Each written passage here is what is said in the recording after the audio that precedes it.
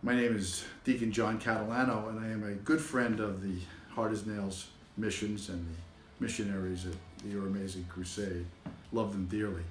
They've asked me to talk a little bit about never giving up, one of the chapters in Justin's book.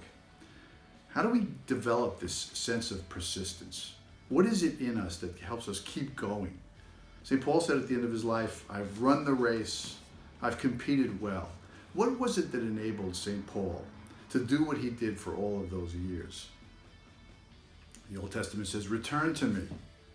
Return to me with your whole heart. Rend me your heart, not your garments.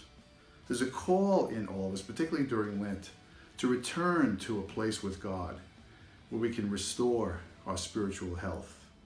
Jesus says, come away and rest with me a while. And how many times do we read in the New Testament, Luke chapter 6, where Jesus goes away for the night to pray?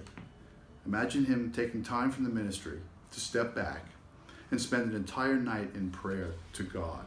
But that's where we gain our strength. That's where we gain our persistence. Jesus says to us, when you give alms, or when you pray, or when you fast, when you do anything for the Lord, close the door, do it in secret, and your Father who sees in secret will repay you. So there's this notion of intimacy with God that comes about, especially during Lent, when it's just between us and the Lord, in which we get that spiritual energy, that strength that we need to keep going. Things happen in life to all of us. Cancer, job loss, disappointment, relationships ending. How do we repair ourselves from those things? What is it that we just keep driving? No.